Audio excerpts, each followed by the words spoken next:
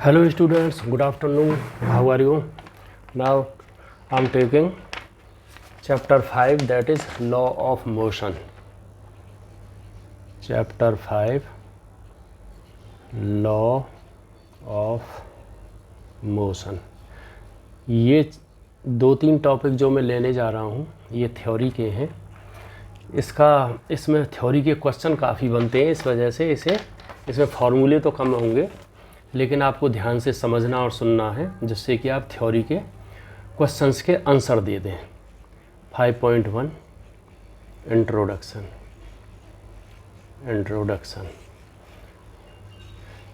Chapter 3 में uniform motion के केवल वेलोसिटी ही काफ़ी थी, यानी कि चैप्टर 3 में हमने जो पढ़ाई की है उसमें केवल वेलोसिटी ही काफ़ी थी, जबकि नॉन यूनिफॉर्म मोशन के लिए हमें वेलोसिटी के साथ एक्सेलरेशन की कंसेप्ट भी साथ में लाने की ज़रूरत होगी। इसका मतलब क्या हुआ, चैप्टर 3 में हमने चैप्टर 4 में हमने यूनिफॉर्म मोशन पढ़ा था, चैप्टर 3 में भी हमने वही अप्लाई किया था, और अभी क्योंकि हम एक्सेलरेशन की कंसेप्ट को भी लेंगे और नॉन यूनिफॉर्म मोशन को भी लेंगे, तो इस वजह से ये बोलता है कि किसी भी ऑब्जेक्ट को चलाने के लिए एक्सटर्नल फोर्स की ज़रूरत होती है। So to move any of the object external force is required. जैसे कि अगर हम फुटबॉल में किक मारते हैं तो वो बॉल आगे चल देती है। इसी प्रकार फुटबॉल को रोकने के लिए भी हमें अपने पैर से उसे रोकना पड़ता है, इसके लिए भी एक्सटर्नल फोर्स की ज़रूरत पड़ी है। ये जो फोर्स है ये ज़रूरी नहीं है जो हम फोर्स लगाते हैं, जैसे फुटबॉल पे लगाया है, या क्रिकेट की बॉल हम फेंकते हैं और क्रिकेट की बॉल को हम कैच लेते हैं, तो ये कोई ज़रूरी नहीं है कि हर एक जगह ये फोर्स जो फिजिकल कांटेक्ट की वजह से ही लगाया जाए। जैसे कि हमने फुटबॉल को मारा, फिजिकल कांटेक्ट हुआ पैर और फुटबॉल का, फुटबॉल को रोका, पैर और फुटबॉल को रोकने के लिए हमने एक्सटर्नल फोर्स लगाया। तो ये एक इसमें कंसेप्ट एक और है कि ये कोई ज़रूरी नहीं है कि एक्सटर्नल फोर्स जो है वो कांटेक्ट में आकर ही लगे, वो बगैर कांटेक्ट के भी लगाया जा सकता है। जैसे कि ग्रेविटेशनल फोर्स है, ग्रेविटेशनल फोर्स वो बगैर कांटेक्ट के ही काम करता है, ग्रेविटेशनल फोर्स। और क्या हो सकता है, और मैग्नेटिक फोर्स, इसमें भी अगर आप एक मैग्नेट यहाँ पे रखें NNSS तो ये रिपेल करेंगे, दे विल रिपेल। अगर इसी को हम पोल को बदल दें, NS कर दें, इस कंडीशन में ये एक दूसरे को अट्रैक्ट करेंगे। इसका मतलब ये हुआ कि ये कोई ज़रूरी नहीं है कि जो एक्सटर्नल फोर्स है it will be applied physically, it is not necessary, it can be applied without contact also. तो ये इंट्रोडक्शन पार्ट था। इसमें मेन चीज़ यही है कि हमें जो है एक एक्सटर्नल फोर्स की ज़रूरत पड़ती है किसी भी बॉडी को मूव करने के लिए, और इसमें हमें वेलोसिटी और एक्सेलरेशन का याद करना है, मतलब उसको कंसेप्ट को और एलेबोरेट करना है, उसे बढ़ाना है। Aristotle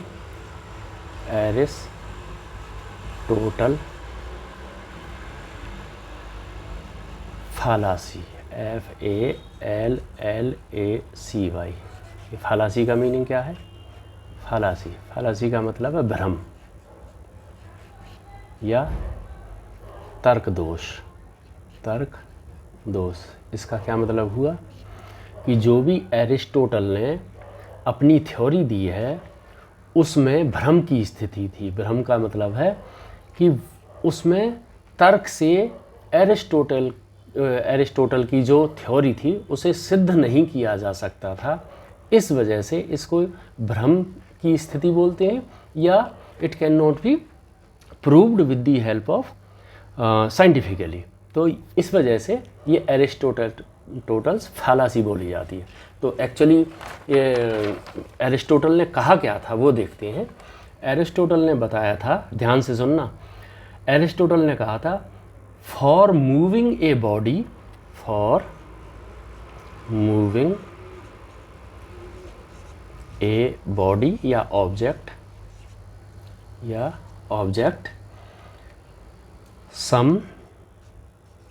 some external force is required to keep it moving। अब इसे थोड़ा मैं हिंदी में बता देता हूँ कि किसी भी बॉडी को चलाने के लिए एक एक्सटर्नल फोर्स की ज़रूरत होगी, और अगर उसे लगातार चलाना है तो लगातार ही आपको फोर्स देते रहना पड़ेगा। ठीक है, इसके एग्जाम्पल जैसे कि आपने ये बो एंड एरो देखा होगा, बो सुना होगा, एंड एरो जिसे हम धनुष और तीर बोलते हैं हिंदी में। तो ये एक एग्जाम्पल ले रहा हूँ मैं, एरिस्टोटल ने जो कहा था कि यदि धनुष से एक तीर छोड़ा जाए तो उसमें वो एक बार छोड़ने के बाद हवा पुश करती रहती है, इस वजह से वो आगे बढ़ता रहता है, और आगे चल के क्योंकि इसे लगातार फोर्स नहीं दे रहे, इस वजह से वो आगे चल के, क्योंकि पृथ्वी भी खींच रही है, gravitational forces attracting towards ground, और एयर फ्रैक्शन भी है, तो ये जो है इस वजह से ये ज़मीन पे आ जाएगा, कोई प्रॉब्लम नहीं है। अच्छा, दूसरा एग्जाम्पल है, बच्चा है, आप जब छोटे होगे आपने टॉय ज़रूर चलाया होगा, खिलौना गाड़ी, और उसमें एक आप रस्सी बांधते थे, दैट इज़ स्ट्रिंग, और इसे आप खींचते थे, तो ये टॉय, जब आप इसे खींचते थे तो जब तक आप खींचते रहते थे होंगे तो ये चलता रहता था, और जब आप स्ट्रिंग को छोड़ देते थे या खींचना बंद कर देते थे तो ये गाड़ी या टॉय बंद हो जाता था। यानी कि इसका क्या मतलब हुआ कि forces continuous, external forces continuously required to move a body continuously, इसका मतलब ये हुआ। लेकिन जो मॉडर्न जो साइंस कहती है, जो कि गैलीलियो आदि ने दिया था, जो कि गैलीलियो आदि ने जो कंसेप्ट दिया था, वो बोलते हैं कि ये इस टाइप का जो तर्क है, ये जो एग्जाम्पल लिए हैं इन बॉडीज़ पर कि कंटिन्यूस फोर्स चाहिए, कंटिन्यूस बॉडी को कंटिन्यूस चलाने के लिए, गैलीलियो आदि जो कि मॉडर्न साइंस के जन्मदाता हैं, उन्होंने कहा कि ये जो स्टेटमेंट है ये गलत है। Means these statements are wrong as per modern science given by Galileo. अब ये आपको इसमें गलत क्या लगा है, अब वो गलत क्या है, दैट वी विल सी।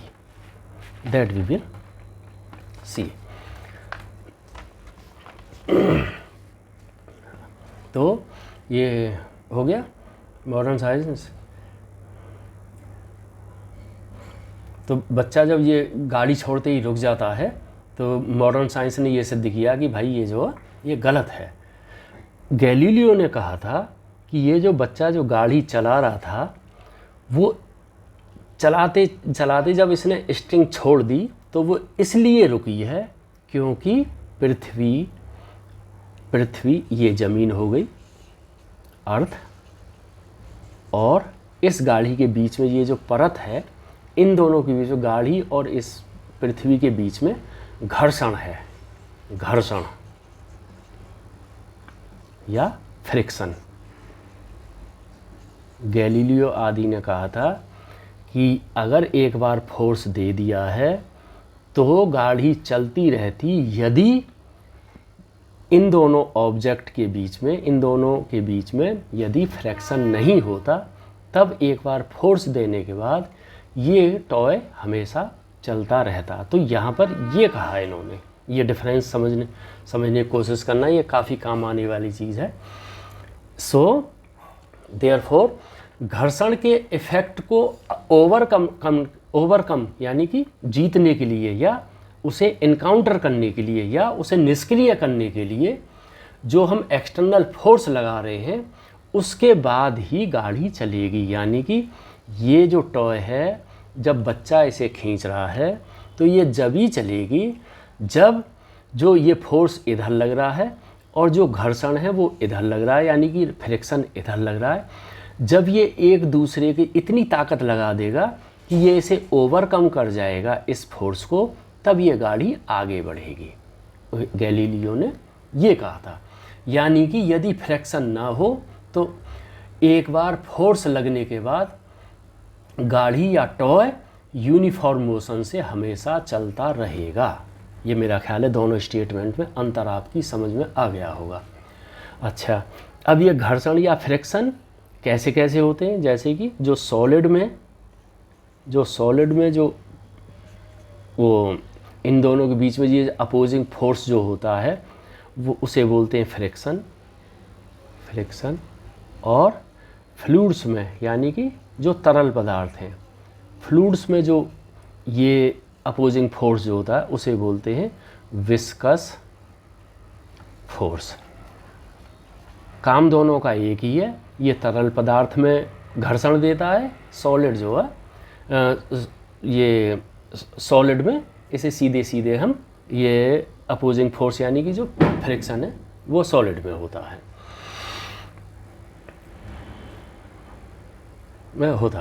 जो लगे फोर्स को अपोज करता है। यानी कि ये और ये जो हम एक्सटर्नल फोर्स दे रहे हैं, इस फोर्स का ये सॉलिड में, विस्कस फोर्स फ्लड्स में अपोज करता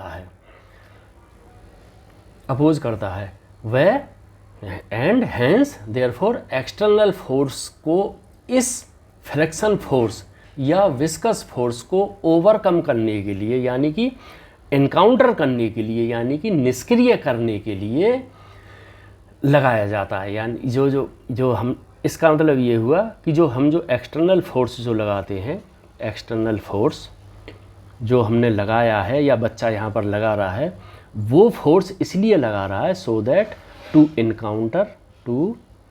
encounter or to overcome these forces, either this or this. इन फोर्स को इनकाउंटर करने के लिए, यानी कि इनको जीतने के लिए, यानी कि ये जो एक्सटर्नल फोर्स है एटलीस्ट इसके बराबर हो जाए, जिससे हमारा जो टॉय है वो आगे बढ़ने लगे। विस्कस फोर्स को ओवरकम करने के लिए लगाया जाता है, जिससे बॉडी यूनिफॉर्म मोशन में चलती रहे। यानी कि इसका क्या मतलब हुआ, यानी कि एज पर गैलीलियो यदि फ्रिक्शन फोर्स न हो तो बॉडी यूनिफॉर्म मोशन में बिना एक्सटर्नल फोर्स के चलती रहेगी, यदि एक बार उस बॉडी पर फोर्स लगा दिया है एक्सटर्नल। जबकि एरिस्टोटल ने कहा था कि यूनिफॉर्म मोशन के लिए एक्सटर्नल फोर्स लगातार देते रहना है। तो जो कि ये स्टेटमेंट गलत था। लगातार फोर्स देने की ज़रूरत नहीं है। ये फोर्स लगातार इसलिए दिया जा रहा है सो दैट ये फ्रिक्शन और विस्कस फोर्स को नलीफाई करने के लिए दिया जा रहा है। तो ये गलत सिद्ध हो गया इसका, एरिस्टोटल का जो स्टेटमेंट था।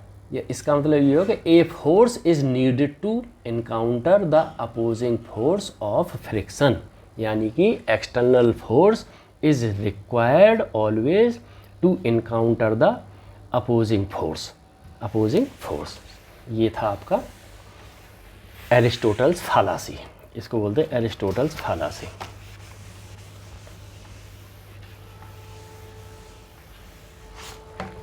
चलिए, इसमें कई क्वेश्चन बनते हैं, ये याद रखना। ये अगर ध्यान से सुना है तो you can answer any of the questions related to this.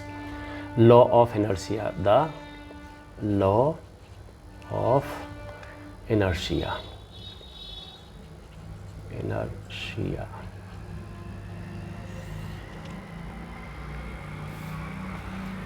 तो गैलीलियो ने ही एक और स्टडी की थी इंक्लाइंड प्लेन के लिए। इंक्लाइंड प्लेन बोलते हैं जैसे कि ये तिरछा कोई भी प्लेन है, उसमें अगर आप कोई जैसे कि बॉल यहाँ से छोड़ें तो ये सीधा नीचे की ओर आएगा, और यदि ऊपर की ओर खींचे तो ये जाएगा तो सही, लेकिन इसमें ताकत ज़्यादा लगानी पड़ेगी। और तीसरा केस है ये हॉरिजेंटल है। यानी अब मैं एक एक को लेता हूँ जिससे कि आपको समझ में आ जाए। सो गैलीलियो ने झुके हुए प्लेन पर, दैट इज़ इंक्लाइंड प्लेन पर ऑब्जेक्ट के मोशन की स्टडी की। गैलीलियो ने इंक्लाइंड प्लेन में जो मोशन होता है उसकी स्टडी की थी और उसने पाया, क्या पाया, नंबर 1 क्या पाया था, ऑब्जेक्ट ये है, बॉल छोड़िए आपने, ये नीचे जाएगी, इसमें तो कोई शक है ही नहीं। तो ऑब्जेक्ट नीचे चलने में एक्सेलरेट होते हैं। ऑब्जेक्ट या body, object accelerates while moving downward.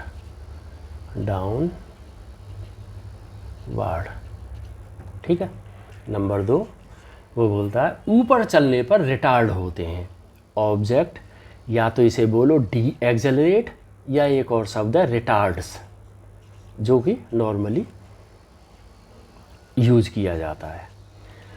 और ये ऑब्जेक्ट है, यहाँ से ये ऊपर की ओर अगर जा रहा है, इस कंडीशन में ये होगा रिटार्ड, यानी कि इसका उल्टा, जो इधर ये पावर दे रहा था अब ये यहाँ पर रोकने की कोशिश करेगा। Object retards while moving upward. एक तीसरा और स्टेटमेंट दिया था, हॉरिजेंटल प्लेन पर चलने में एक्सेलरेशन बीच की स्थिति यानी कि इंटरमीडिएट की स्थिति में रहते हैं। Means when object moves horizontally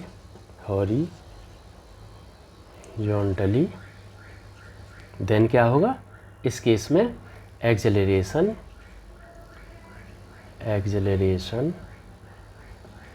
remains in intermediate position। Intermediate मतलब बीच की स्थिति, और बीच की स्थिति क्या है, इंटरमीडिएट पोजीशन। बीच की स्थिति क्या है, ना तो ये एक्सेलरेट होगा ना ही रिटार्ड होगा, ना ही रिटार्ड होगा। तो उसकी स्थिति ये है, हॉरिजॉन्टल पर यहाँ से चल रहा है तो इस स्थिति में ये ना ही एक्सेलरेट होगा ना ही डी एक्सेलरेट होगा। यानी कि जब ऑब्जेक्ट फ्रिक्शनलेस हॉरिजॉन्टल प्लेन में चलता है तो ऑब्जेक्ट न तो एक्सेलरेट होता है और ना ही रिटार्ड होता है हॉरिजॉन्टल प्लेन में। यदि ये सारी चीज़ें, ये जो कंडीशन है, ये जब ये फ्रिक्शन नहीं हो। तो एक बार और बोलता हूँ, यानी कि जब ऑब्जेक्ट फ्रिक्शनलेस हॉरिजॉन्टल प्लेन में चलता है तो ऑब्जेक्ट न तो एक्सेलरेट होता है ना ही डी एक्सेलरेट होता है, यानी कि रिटार्ड होता है। इसका मतलब ये हुआ कि ऑब्जेक्ट कांस्टेंट वेलोसिटी से चलता है। अगर इसमें फ्रैक्शन नहीं होता और ये एक बार चल रहा है तो ये इस कंडीशन में हॉरिजॉन्टल में अगर ये एक्सेलरेशन ना एक्सेलरेट होता ना ही रिटार्ड होता, तब ये यूनिफॉर्म वेलोसिटी से चलता रहता। इसका मतलब है ये जो चीज़ है ये हमने चैप्टर 3 में पढ़ी थी कि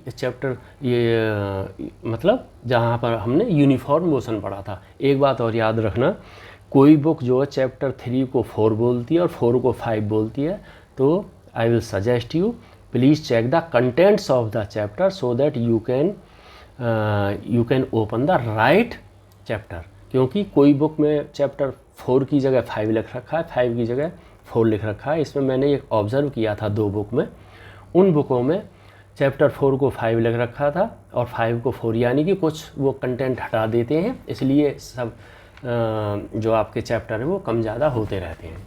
अच्छा, इसका एक दूसरा एग्जाम्पल लेते हैं। ये तो एक एग्जाम्पल हो गया।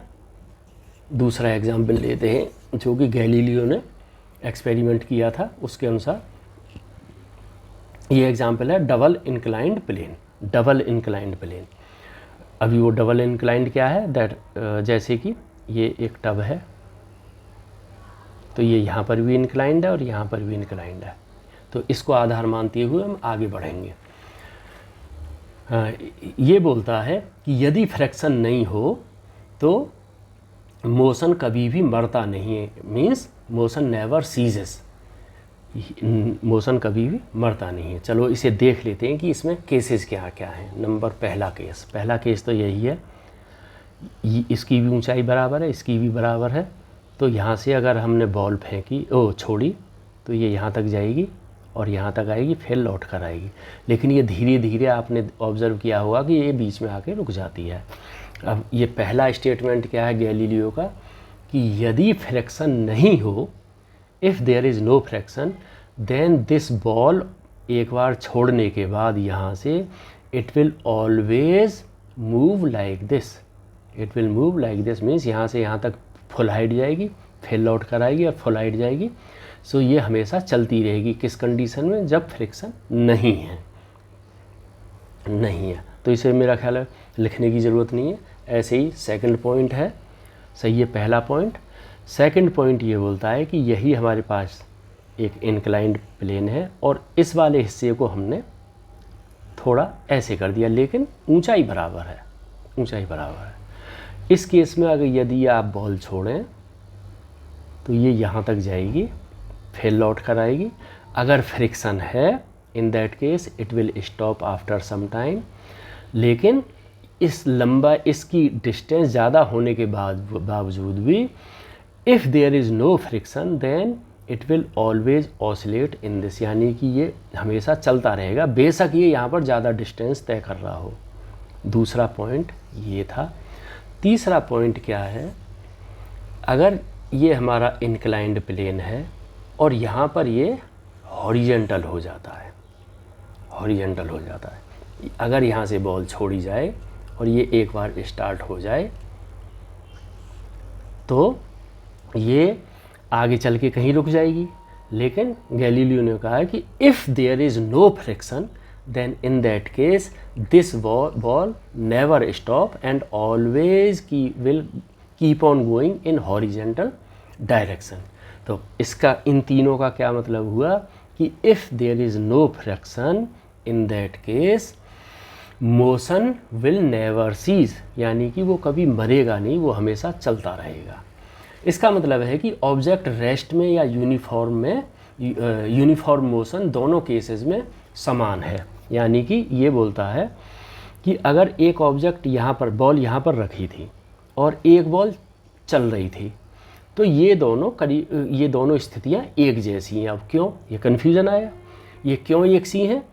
ये मान लो ये तो रेस्ट में है और ये चल रही है, तो ये बोलता है कि यहाँ पर जो एक बार पावर लग गई है, if there is no friction या there is no external force, घर्षण का जो फ्रिक्शन का जो एक्सटर्नल फोर्स जो लगेगा, जो इसे रोकता है, यदि वो न हो तो ये हमेशा बगैर फोर्स के ही चलता रहेगा, एक बार अगर शुरू हो गया है तो। यहाँ पर भी यही बोलता है कि अगर एक्सटर्नल फोर्स नहीं लगे तो ये हमेशा, इस पे फोर्स लगाने की ज़रूरत नहीं है, ये हमेशा इसी स्थिति में रहेगा।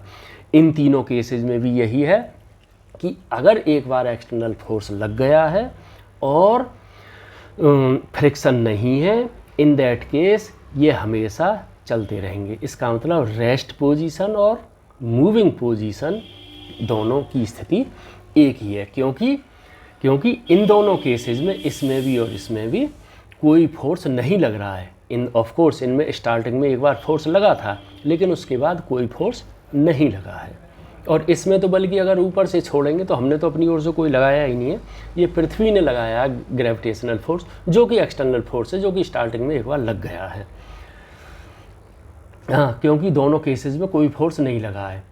इसका मतलब ये हुआ कि बॉडी को यूनिफॉर्म मोशन में रखने के लिए हमें फ्रिक्शन फोर्स को इनकाउंटर करने के लिए चाहिए। इसका मतलब ये हुआ है कि हमें जो फोर्स जो लगाया है या लगाना पड़ेगा कंटिन्यूसली, वो हमें फ्रिक्शन को इनकाउंटर करने के लिए लगाना होगा। इनकाउंटर मतलब टू ओवरकम, ओवरकम का मतलब निष्क्रिय करने के लिए, उसे निष्क्रिय करने के लिए हमें लगातार फोर्स लगाना पड़ेगा, जिससे नेट फोर्स, जिससे क्या होगा, नेट फोर्स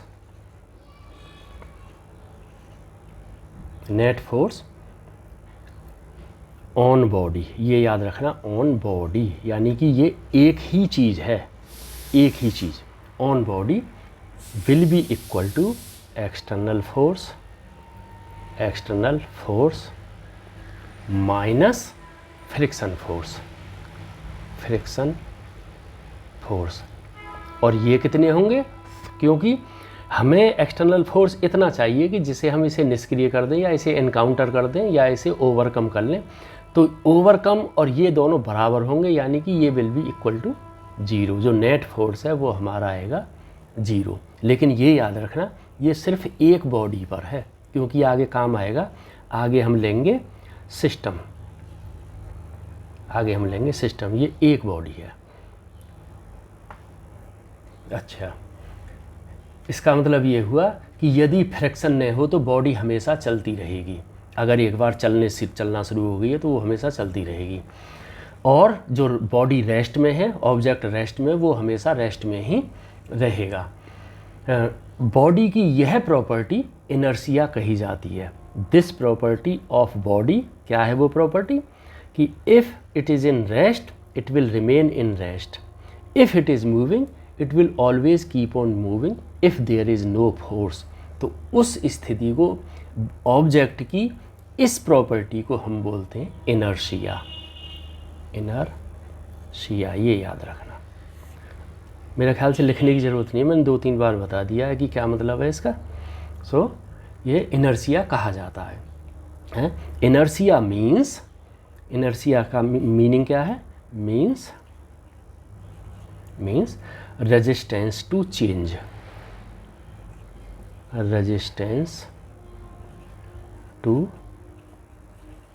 चेंज, यानी कि बदलने के लिए रेजिस्टेंस की ज़रूरत पड़ती है। इसका क्या मतलब हुआ, मीन्स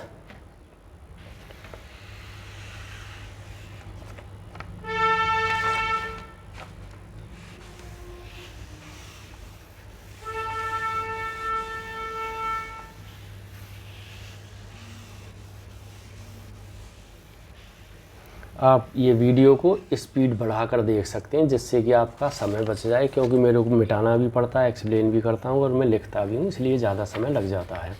स्पीड बढ़ा के अगर करेंगे तो आपका समय भी बचेगा और you can grasp more information. It means यानी कि इनर्शिया, ए बॉडी और object does not change its state or position of either rest or uniform motion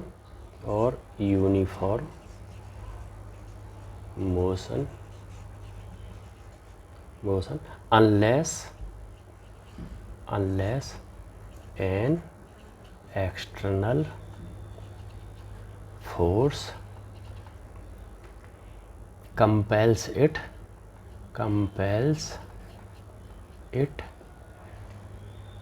to change that state। वही है जो मैंने बताया था, सिर्फ ये एक बुक की लैंग्वेज हो गई, that state।